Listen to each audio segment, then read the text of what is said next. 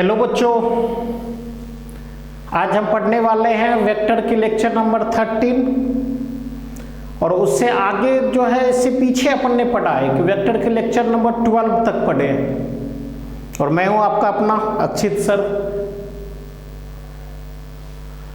Physics के अंदर जो है अपन ने वेक्टर के 12th लेक्चर पीछे पढ़े हैं। सब्ट्रैक्शन ऑफ वेक्टर से आगे यहाँ पे पढ़ेंगे।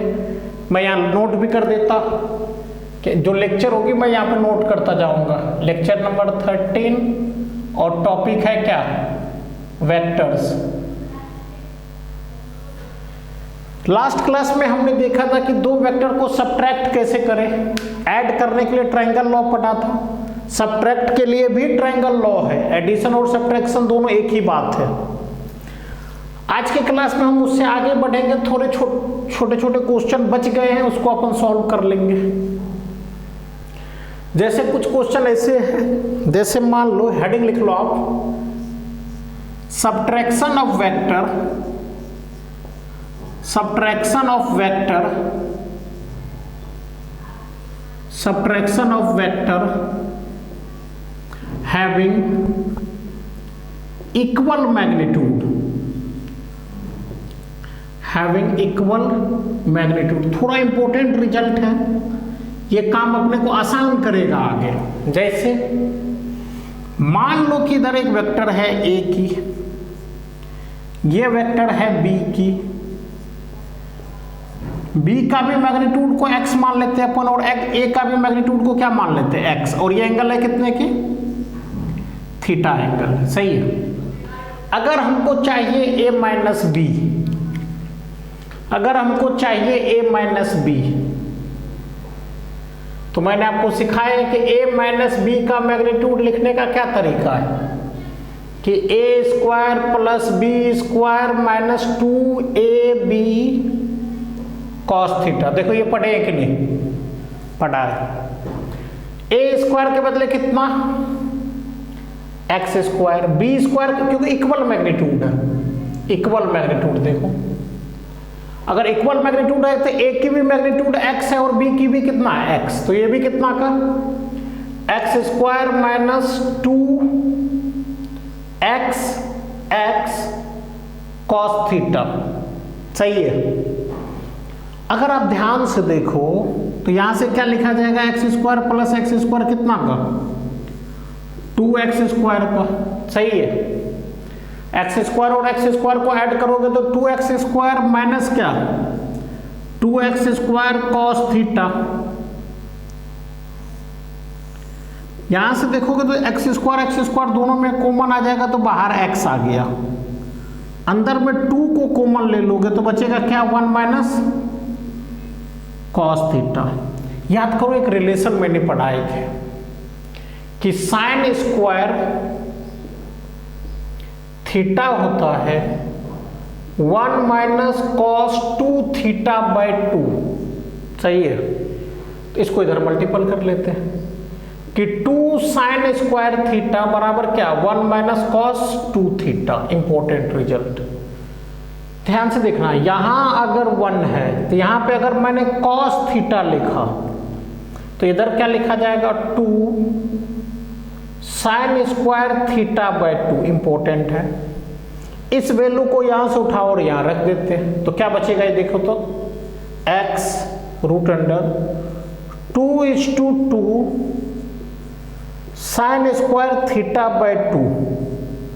तो इसका मतलब a माइनस बी वेक्टर की जो मैग्नीट्यूड है, जिसका सब इक्वल है इसकी मैग्नीट्यूड, तो क्या लिखा जाएगा? 2x sine theta by 2। क्योंकि देखो थीटा 0 से 180 तक हो सकता है, तो यहाँ पे थीटा 0 से 180 तक रखोगे और डिवाइड बाय 2 करोगे तो 0 से 90 तक आ जाएगी। और 0 से 90 में हमको पता है कि ये साइन पॉजिटिव ही होता है, तो इसलिए इसको रूट से बाहर डायरेक्टली निकाल दिए। बहुत इंपॉर्टेंट रिजल्ट है। इसकी आपको अभी पता नहीं चल रहे, बट बहुत ज्यादा इंपॉर्टेंट है ये। अभी 2-3 क्वेश्चन करेंगे कि क्या फायदे हैं ऐसे क्वेश्चन ऐसे पढ़ने से, ये कंसेप्ट पढ़ने से हमको क्या फायदे होगा। और ये फायदे सीख सकते, बहुत बड़ी बात नहीं है, बहुत छोटी सी बात। आगे जैसे जैसे फिजिक्स पढ़ेंगे तो ये कंसेप्ट हमको आसान करता जाएगा। दो वेक्टर जिसकी इक्वल मैग्नीट्यूड है उसका एडिशन का फॉर्मूला में cos θ/2 था और सब्ट्रैक्शन के फॉर्मूला में क्या है sin θ/2। समझे, सब्ट्रैक्शन के फॉर्मूला में sin θ/2 और एडिशन के फॉर्मूले में cos θ/2। नोट कर लो इसको, स्क्रीन पॉज करके। हो गए, चलो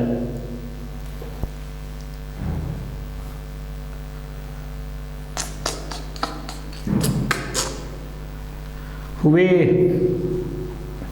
सर ये तो समझ में आ गया हमको, बट बताओ मुझे हम ये पढ़े क्यों? पढ़ने के पीछे रीजन है, देखते हैं। दो रिजल्ट अभी तक में हमने पढ़ा है कि अगर एडिशन होगा तो 2x cos θ/2 और सब्ट्रैक्शन होगा तो क्या है 2x sin θ/2। x मैग्नीट्यूड है दोनों ही वेक्टर की जो इक्वल है। अब यहां से हम अगर आगे बढ़े क्वेश्चन देखते हैं, ये क्वेश्चन आएगा जैसे जैसे फिजिक्स आगे बढ़ेगा वैसे वैसे ये क्वेश्चन आते जाएंगे। ध्यान से देखना, ऐसे एक वॉल है, दीवार है, ये वॉल है, एक बॉल है जो यहां से फेंका गया,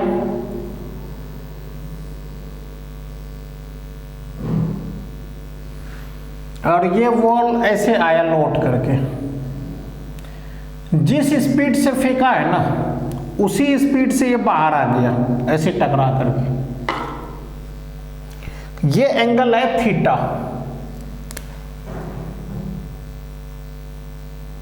ये एंगल है थीटा, ये भी एंगल है थीटा।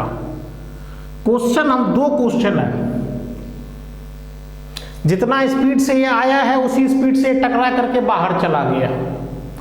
इसमें दो क्वेश्चन है, फाइंड पहला change in speed, change in speed. Second part है इसका कि चेंज इन वेलोसिटी। सोच के देखो, बच्चे कंफ्यूज रहते हैं, उसको क्या लगता है कि चेंज इन स्पीड और चेंज इन वेलोसिटी दोनों एक ही बात है। अंतर है, बहुत अंतर है। सबसे पहले तो चेंज वर्ड पे ध्यान देने कि साइंस के अंदर अगर कहीं पे भी आपको चेंज दिख जाए, और दिखेगा, फिजिक्स में तो ये कम से कम 50-100 बार पढ़ोगे, मैथ्स में पढ़ोगे, केमिस्ट्री में पढ़ोगे, ये वर्ड बहुत परेशान करता है। Change, rate of change, rate of change of distance with respect to time speed होता है, rate of change of displacement with respect to time velocity होता है, rate of change of velocity with respect to time acceleration होता है, rate of change of momentum with respect to time force होता है। तो देखो ये rate of change of charge flow with respect to time current देता है। इतने सारे डेफिनेशन में एक वर्ड है जो हमेशा आता है, चेंज। तो चेंज का हिंदी क्या? बदलाव नहीं। साइंस में जब हमको चेंज आता है ना, देखो चेंज, मैं थोड़ा इस पे चर्चा कर लेता। साइंस में अगर कहीं पे चेंज आ जाए तो उसको ऐसे पढ़ते हैं, इसको लिख देता हूं मैं डेल्टा, और इसका मतलब होता है कि final value minus initial value, ये कभी नहीं बदलेगा। चेंज का मतलब होता है फाइनल माइनस इनिशियल। चेंज अगर साइंस में कहीं पे, फिजिक्स में, केमिस्ट्री में, मैथ के अंदर चेंज वर्ड है तो इसका मतलब क्या बोलेंगे हम? Final minus initial. अब हिस्ट्री में कुछ अलग है, तो हिस्ट्री के कुछ अलग है, बदलाव बदलाव बोलोगे तो हम सब सही कर देंगे, बट यहां पे ये सही नहीं है। चेंज का मतलब साइंस के अंदर हम एक ही चीज लिखते हैं, फाइनल माइनस क्या? इनिशियल। तो इस क्वेश्चन का पहला पार्ट तो आसान है।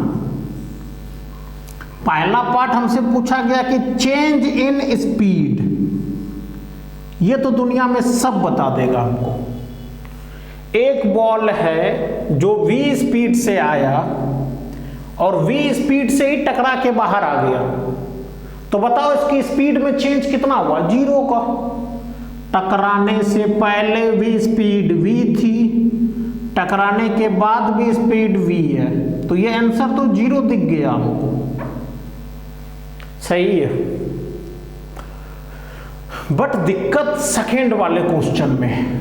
सेकेंड वाले में हमसे पूछा जा रहा चेंज इन v नहीं, चेंज इन वेलोसिटी। ये अब इसमें ये काम नहीं कर सकते तुम, वेक्टर को माइनस करना पड़ेगा, इनिशियल वेलोसिटी वेक्टर माइनस क्या, फाइनल वेलोसिटी वेक्टर। सही है, तो सर अब करके बताओ, ये 0 नहीं होगी। ध्यान से देखो, मैं यहां पे वो डायग्राम को दोबारा बनाता हूं। ये तो v इनिशियल वेलोसिटी है, याद है ना कि एक वेक्टर को पैरेलल शिफ्ट करे तो वेक्टर चेंज नहीं होता। ये वाला जो है, ये वाला,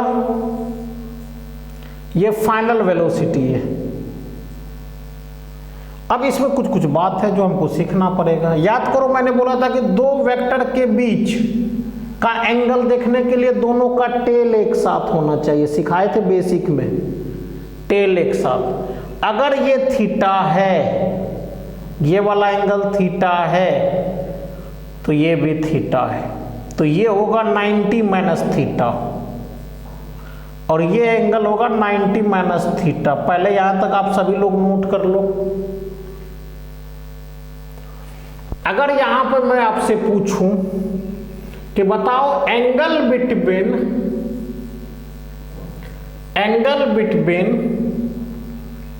v final vector and v initial vector, ये कितना का है, क्या बताओगे? देखो ये पूरा एंगल कितना, दोनों दो वेक्टर का एंगल देखने का तरीका होता है कि टक्कर होने से पहले ये इधर था, टक्कर होने के बाद ये इधर हुआ।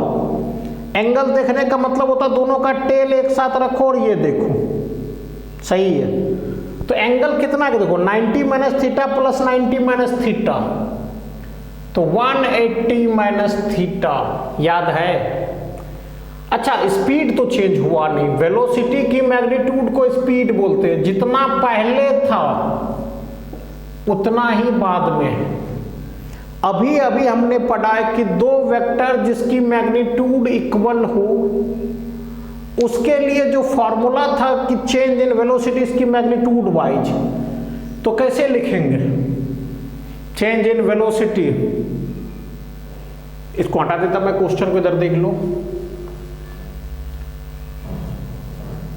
अगर चेंज इन वेलोसिटी हमसे पूछा है, तो अभी अभी हमने देखा था कि अगर तुमसे पूछूं मैं कि चेंज इन वेलोसिटी की मैग्नीट्यूड, तो मोड लगाओगे v फाइनल माइनस क्या, v इनिशियल पे, क्योंकि मैग्नीट्यूड सेम है। तो अभी अभी हमने पढ़ा है कि 2x sine theta by 2, but ये थीटा वो थीटा नहीं है, ये थीटा है। यहां पे थीटा का काम कौन कर रहा है, 180 माइनस थीटा डिवाइड बाय 2, तो यहां से कितना आ जाएगा देखो, 2x 90 माइनस साइन 180 बाय 2 करेंगे तो 90 डिग्री माइनस थीटा बाय 2, तो यहां से देखोगे तो x का काम अब v कर रहा है। देखो मैग्नीट्यूड v है, तो v कर रहा है 2v साइन 90 माइनस थीटा हो जाता है cos थीटा। अब यहाँ पे 2 थीटा है, सॉरी यहाँ 2 थीटा बाय 2, तो ये बचेगा cos 2 थीटा। आया समझ में या नहीं?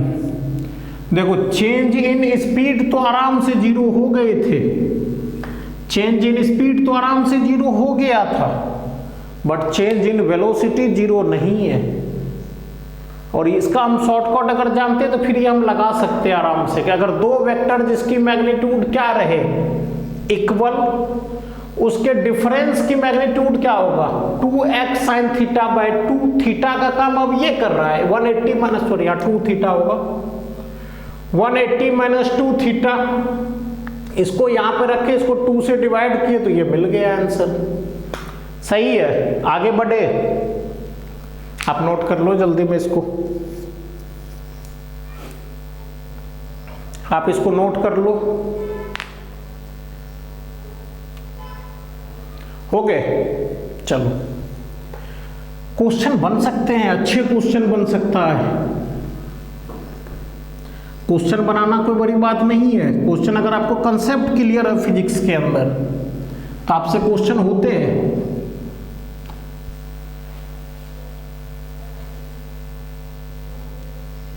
चलो और पढ़ते हैं हम। एक और क्वेश्चन है। क्वेश्चन है कि एक पार्टिकल है जो सर्कल पे मूव कर रहा है, देखना ध्यान से, और v कांस्टेंट है। मैं लिख लेता हूं, a particle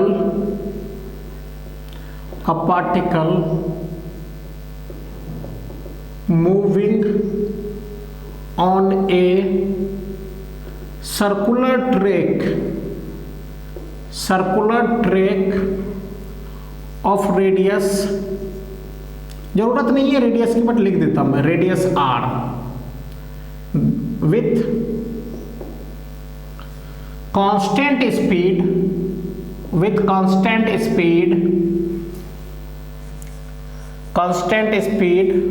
v, then find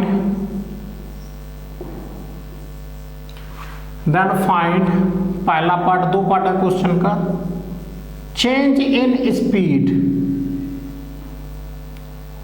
इसका बी पार्ट है change in magnitude of velocity, लिख देता पूरा, magnitude of velocity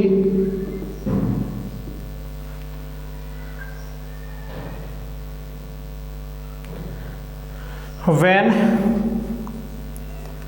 particle makes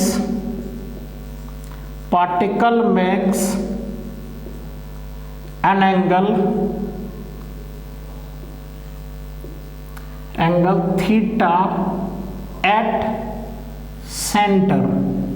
अच्छा क्वेश्चन, आप खुद से अटेम्प्ट करो। क्वेश्चन है क्या कि देखो एक पार्टिकल है जो इस ट्रैक पे मूव कर रहे हैं, समझे, कांस्टेंट स्पीड से मूव कर रहा है। आपको ये बताने हैं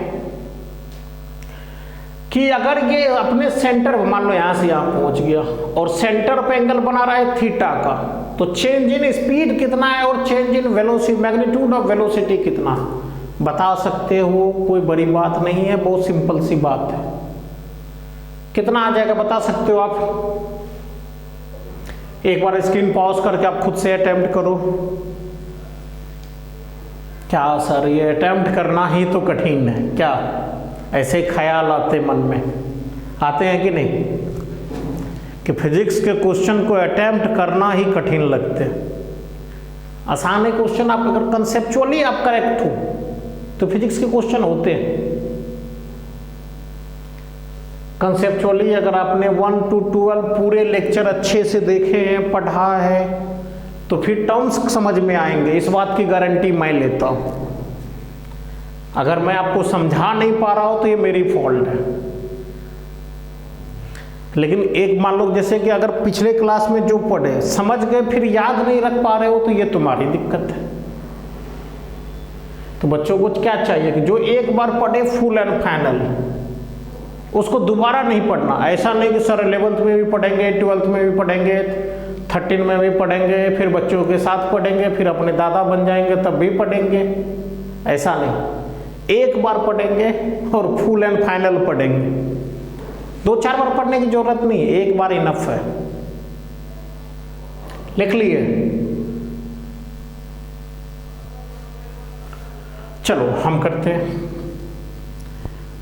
पहला क्वेश्चन का आंसर तो सभी लोग बता सकते हो, कितना का 0, वो तो दिख ही रहे। स्पीड का चेंज क्या होगी? स्पीड का चेंज तो 0 है, उसमें ज्यादा सोचना ही नहीं।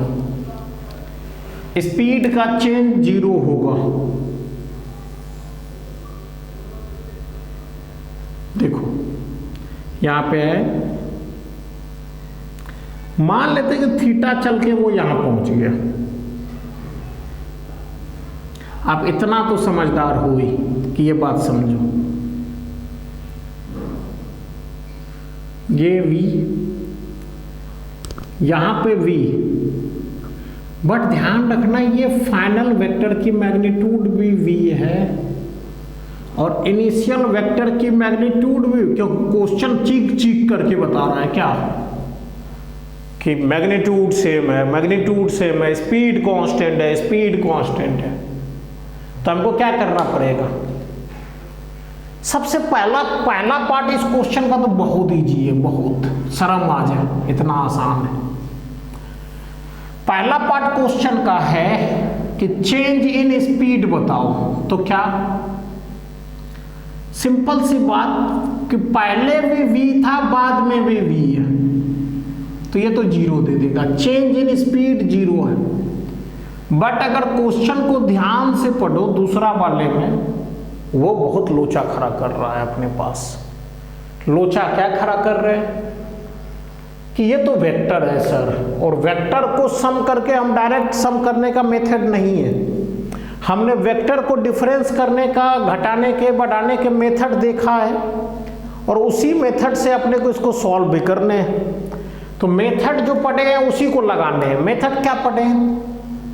वेक्टर को जोड़ने के लिए एक वेक्टर के हेड पे दूसरे का टेल रखो, पहले की टेल को दूसरे की हेड से मिलाओ। ये बात मैं इतनी बार बोल चुका हूं कि अब तक रट जानी चाहिए। अब अगर ये बात जो पूछा गया है ना कि v final vector minus v initial vector का मैग्नीट्यूड बताओ क्या है, ये 0 नहीं है। ये बात है कि ये चीज 0 नहीं है। सर 0 नहीं है तो फिर कितना है ये देखना पड़ेगा, ये हमको सोचना पड़ेगा। सोचने के लिए हमको जब भी दो वेक्टर को चाहे ऐड करो या सब्ट्रैक्ट करो, हमको एंगल की जरूरत पड़ती है, और अगर एंगल नहीं पता है तो हम कुछ भी नहीं कर सकते। तो एंगल निकालते हैं हम।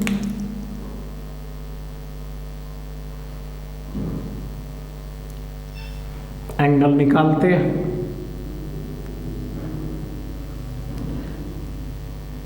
ये देखो, ये एंगल है 90 का, ये एंगल है 90 का, इसको मैं बोल देता हूं अल्फा। देखो इन चारों का सम 360 होना चाहिए, क्योंकि ये एंगल हमको चाहिए थीटा। थीटा नहीं, इसको कुछ बोल देते हैं, अभी के लिए एक्स बोल देते हैं इस एंगल को। सही है।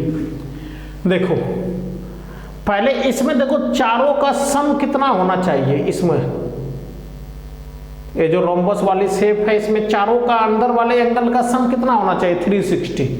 तो मैं लिखता हूं थीटा प्लस 90 प्लस 90 प्लस क्या अल्फा, ये बराबर है 360 के। अच्छी बात। तो इसका मतलब अल्फा कितना के बराबर है? देखो 360 में से 90 घटाओगे तो ये बचेगा 180, और माइनस क्या थीटा। अच्छी बात ये भी। अच्छा अब इधर देखना, एक लाइन पे बनने वाला x प्लस अल्फा, ये किसके बराबर है? 180 के। हम जानते हैं कि x प्लस अल्फा ये कितना के बराबर है? 180 के। तो सर मुझे x बताओ, तो कितना? 180 माइनस अल्फा। अच्छा अल्फा हम पे ऊपर निकाल चुके हैं, कितना का? कितना का? ये 180 माइनस थीटा का। अच्छा तो 180 माइनस 180 तो गए, माइनस माइनस प्लस थीटा। ये तो जादू है, नहीं है जादू? क्या सर ये चीटिंग है? चीटिंग क्या है कि सर अगर आपने सेंटर, यहाँ एक चीज समझ में भी आते हैं कि अगर हमने देखो सेंटर सर्कुलर पाथ है और कोई पार्टिकल ने सेंटर पे एंगल बनाया थीटा का, कितना का? थीटा का, तो उसके द्वारा जो टेंजेंट भी जो दोनों पॉइंट पे है वो कितना का एंगल बनाता है? थीटा का। थीटा का देखो, ये थीटा का टेंजेंट होता ही है थीटा का। अब तो देखो दुनिया का कोई भी इंसान इस क्वेश्चन को कर सकता है। सर ये तो v फाइनल है, ये v इनिशियल है, ये एंगल है थीटा का, तो v final minus v initial दोनों वेक्टर की मैग्नीट्यूड सेम है, क्योंकि स्पीड कांस्टेंट दे रखा है क्वेश्चन में। ये तो हमने पढ़ा है सर बहुत आसानी से कि साइन थीटा बाय 2 रख दो, 2b साइन थीटा बाय 2। अब क्वेश्चन पूछने वाला कैसे घुमाता है कि थीटा को कभी 30 डिग्री दे देगा, इस थीटा को कभी 30 डिग्री देगा, कभी 60 डिग्री देगा, कभी 90 देगा, कभी 180 देगा, कुछ भी दे दे, क्या फर्क पड़ता है हमको? कुछ भी दे दे, क्या फर्क पड़ता? 135 दे दे, कुछ भी दे दे, वहां पर रखो, आंसर है आपका। समझ में आए या नहीं, नोट कर लो। मतलब देखो, इस फॉर्मूला को रटने का फायदा तो है कि बहुत सारे क्वेश्चन में मेरा शॉर्टकट लग जाता, और वही काम तो हमको सीखने हैं। नोट कर लो पहले, इसको कर लिए, चलो आगे बढ़ते हैं। आप अगर देखो, अगर स्टार्टिंग से पूरे लेक्चर कवर किए होंगे तो ये चीजें पढ़ना कोई बड़ी बात नहीं है एकदम। मैं जो फाउंडेशन बैच होती है ना, 10th से जो 11th में बच्चे गए हैं उसके लिए पढ़ रहे हैं। रिपीटर वाले को थोड़े बहुत ये आते हैं, तो उसको अपन थोड़ा फास्ट भी पढ़ सकते हैं, इतना धीरे धीरे, इतना समझा करके नहीं। बट हम ये मान के चलते कि आपको कुछ नहीं आते, आप एकदम जीरो लेवल पे, क्लास 0 से ऊपर तक जाएंगे, सबसे टॉप मोस्ट पॉइंट तक। हटा दो। अब एक क्वेश्चन आपको सीट में दिख जाएंगे, कोई भी कोचिंग की सीट देखो तो ऐसा कि कैसा है, सही है। ये है ए वेक्टर, ये है बी वेक्टर, और ये है सी वेक्टर। एक सर्कल है जिसकी रेडियस आर है, एक सर्कल है जिसकी रेडियस आर है।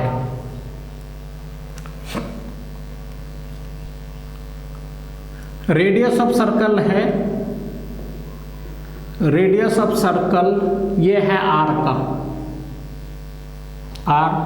Then mod under A vector plus B vector plus C vector क्या होगी, सोच के बोलो तो। ऑप्शन चाहिए क्या? चलो ऑप्शन भी दे देता। ऑप्शन है r इंटू √2 - 1। ऑप्शन बी है r इंटू 1 + √2। ऑप्शन सी है r/√2 - 1। और ऑप्शन डी है r/√2 + 1।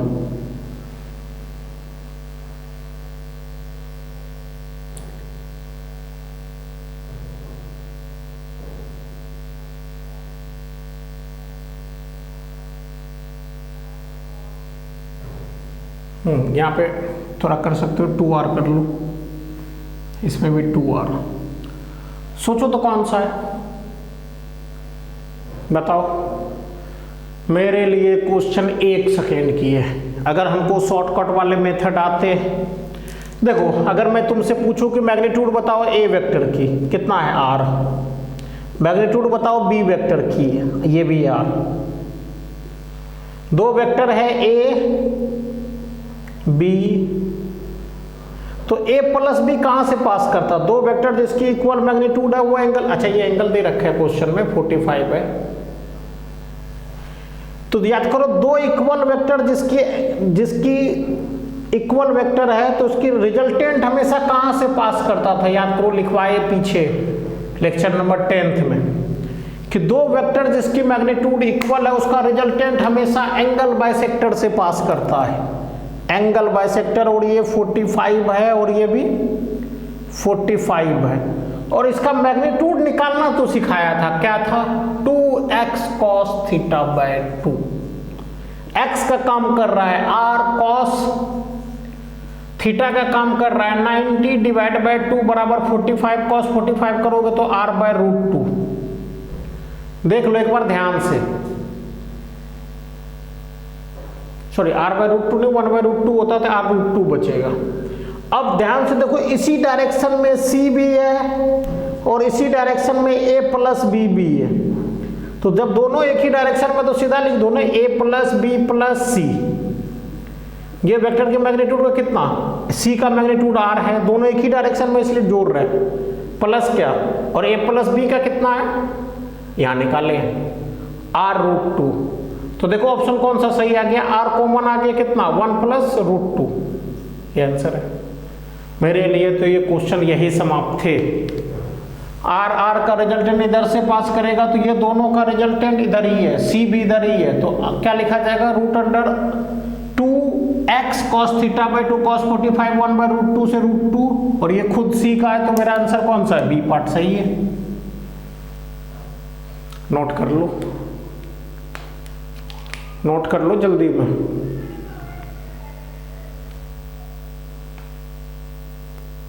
हो गए।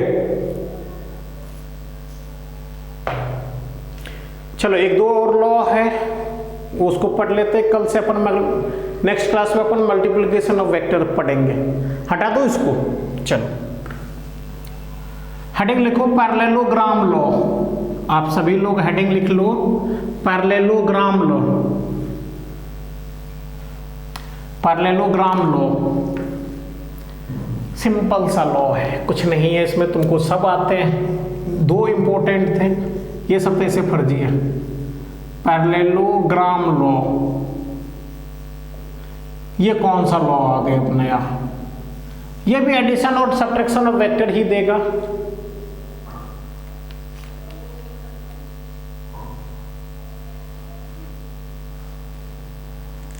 देखो ये भी, सबसे पहले पैरेललोग्राम को पहचानना सीखो।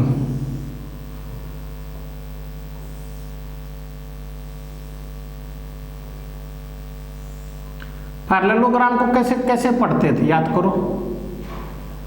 पैरेललोग्राम होता था कि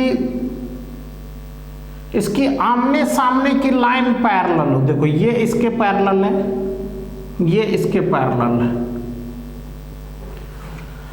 बोल अच्छा, पैरेललोग्राम कितने लाइन से बना हुआ है, 4, जिसमें अपोजिट लाइंस पैरेलल है। ध्यान से देखो, इसके पैरेलल ये है, इसके पैरेलल ये है।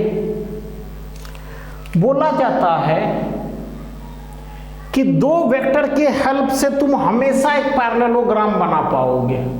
ये कैसे सर? पैरेललोग्राम बनाने के लिए 2 वेक्टर चाहिए कि 4 वेक्टर चाहिए? 2। चीटिंग है ये, 4 चाहिए, नहीं 2। कैसे? मान लो कि ये मेरा ए वेक्टर है, देखना ध्यान से, ये है मेरा क्या, बी वेक्टर। हम क्या करते कि इस वेक्टर को पैरेलली शिफ्ट करते हैं यहां पे, ऐसा समझे, इस वेक्टर को पैरेलली यहां शिफ्ट करते हैं। अगर पैरेलली शिफ्ट करोगे तो मैंने पहले बताया था कि अगर एक वेक्टर को पैरेलली शिफ्ट किए जाते हैं तो वो वेक्टर क्या रहता है, कांस्टेंट। अब इसको भी कर लो, जब ये इसके पैरेलल है तो ये भी तो इसके पैरेलल है। कि अगर हमको पैरेललोग्राम बनाने हैं तो पैरेललोग्राम बनाने के लिए हमको 2 वेक्टर ही चाहिए, ए और बी। समझ में आया कि 2 वेक्टर की हेल्प से हम हमेशा एक पैरेललोग्राम बना पाएंगे, समझे। अब उस पैरेललोग्राम में देखना इधर, इसको ध्यान से देखो, इसको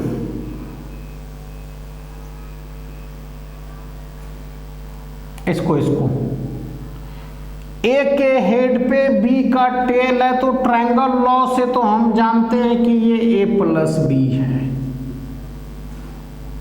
सही है। और इस डायगोनल को बोला जाता है मेन डायगोनल। मतलब जहां पे दोनों ही ए और बी वेक्टर के टेल एक साथ से ए और बी वेक्टर के हेड एक साथ को मिलाने वाला जो डायगोनल है, ये डायगोनल हमको देता है रिजल्टेंट वेक्टर, और यही कहलाता है पैरेललोग्राम लॉ। कुछ समझ में नहीं आए सर, ये क्या हुआ? समझ में आए? पहली बात कि पैरेललोग्राम बनाने के लिए हमको कितने वेक्टर की नीड है, 2 या 4, सिर्फ 2 वेक्टर की हेल्प से हम हमेशा एक पैरेललोग्राम बना पाएंगे। और जहां पे दोनों वेक्टर का टेल है और जहां पे दोनों वेक्टर के हेड है, इसको मिलाने वाले जो डायगोनल है इसको बोलते हैं मेन डायगोनल, और ये मेन डायगोनल ही क्या देता है, रिजल्टेंट वेक्टर। और रिजल्टेंट वेक्टर है कितना, a प्लस बी वेक्टर। तो इसमें सर कौन सी बड़ी बात है, ये हमको तो आते ही है, ट्रायंगल लॉ में तो सीख चुके हैं कि एक वेक्टर की हेड पे बी वेक्टर का टेल है, एक ही हेड पे बी का टेल है, एक लाइन जो एक से बी को मिला है उस लाइन को बोलते हैं क्या, डायगोनल होगा। ये लॉ कैसे लिखे जाते हैं, जैसे यहाँ पे देख लो, यहाँ पे भी तुम बता सकते हो, यहाँ से भी बता सकते हो। मान लो ये ए वेक्टर है, ये हो गया बी वेक्टर, क्योंकि ये इसके पैरेलल है तो ये भी ए वेक्टर है, और ये इसके पैरेलल है तो इसको भी क्या बोलेंगे हम, बी वेक्टर। तो मेन डायगोनल जो होगी ये डॉट वाला लाइन से दिखाता हूं मैं, डॉट वाला लाइन इधर देखना। इस वेक्टर को क्या लिखा जाएगा, ट्रायंगल लॉ लगाओ ना, ए के हेड पे बी का टेल है तो इसको लिखेंगे ए प्लस बी, या बी के हेड पे ए का टेल है तो बी प्लस ए प्लस बी बोलो या बी प्लस ए, एक ही बात है। ये रिजल्टेंट है किसका, ए प्लस बी का। अगर हमने दो वेक्टर की हेल्प से एक पैरेललोग्राम बनाया तो एक ऐसा डायगोनल जो कॉमन पॉइंट वाले टेल से कॉमन पॉइंट वाले हेड को मिलाएगा, ये हमेशा रिजल्टेंट देगा। समझ में आया या नहीं। और इसको बोलते हैं हम सेकेंडरी। चाहो तो पहले तो इसको लिख लेते हैं फिर सेकेंडरी पे आ जाएंगे। मेरे साथ में आप जल्दी नोट कर लो इसको। If a parallelogram is formed with the help of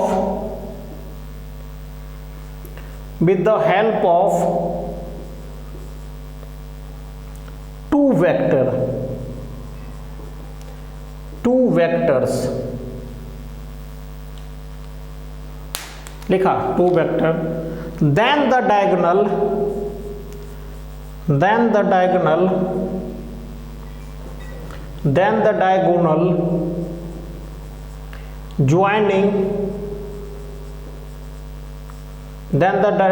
joining common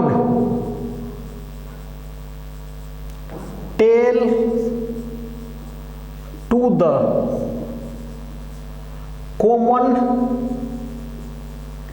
common heads is a main diagonal.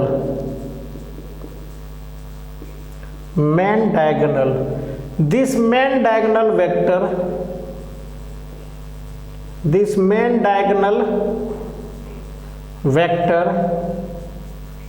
is resultant of two vector। देखो रिजल्टेंट ऑफ टू वेक्टर, देखो यही कर रहे हैं। कॉमन टेल वाले से कॉमन हेड वाले को मिलाने वाले जो डायगोनल है, ये डायगोनल ही कहलाता है क्या, resultant of two vector. And law is known as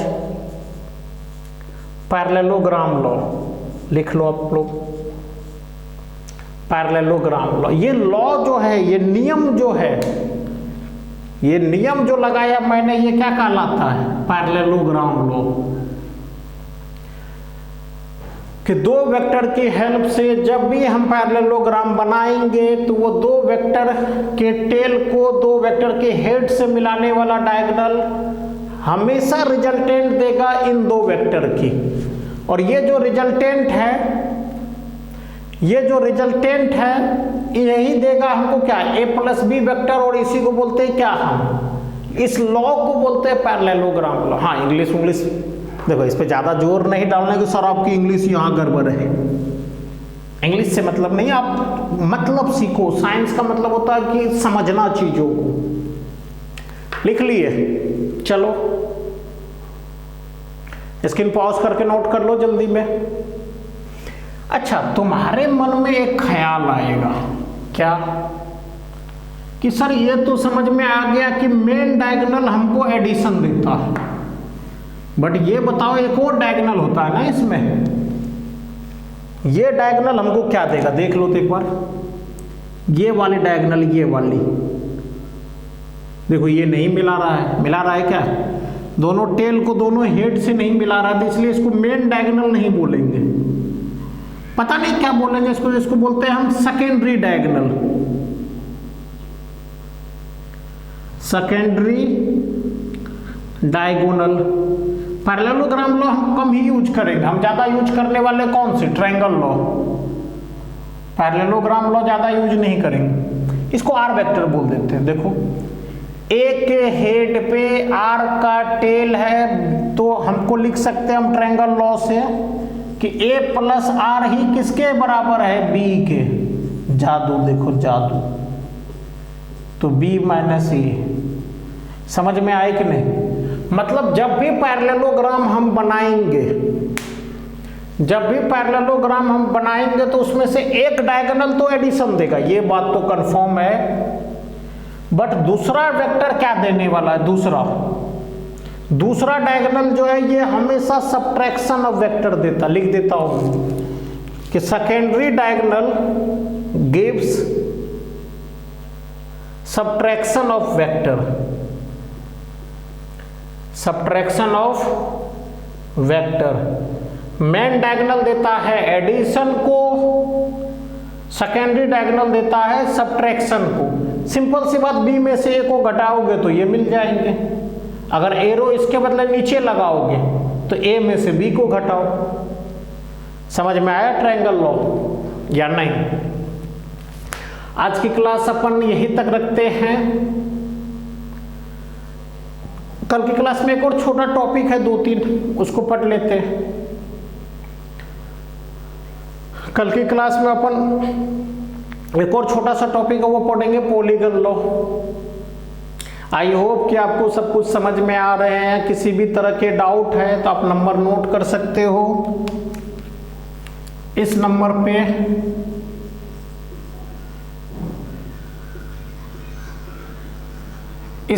पे आप चाहो तो व्हाट्सएप कर सकते हो या फिर टेलीग्राम।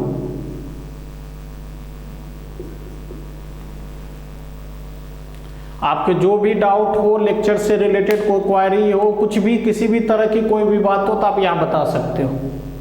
सही है, यहीं तक रखते हैं अपन, अगली क्लास में करेंगे इससे आगे। आप सबसे पहले लेक्चर को शेयर और सब्सक्राइब कर दो, अब अपने फ्रेंड को बता दो, सब कुछ एकदम फ्री है, आपसे 1 रुपये चार्ज नहीं किए जा रहे हैं। आपके पूरे डाउट जब भी पूछो 24 आवर में आपको डाउट क्लियर होंगे, तो इससे अच्छा अपॉर्चुनिटी मिलेगा नहीं। सब कुछ एब्सोल्युटली फ्री है, बट आपको इसके बदले में बस 2 चीज है कि चैनल को सब्सक्राइब कर दो, वीडियो को लाइक कर दो, और जितना ज़्यादा से ज़्यादा हो सके अपने दोस्तों में शेयर कर दो। तो आज की क्लास यहीं तक रखते हैं। Okay bye.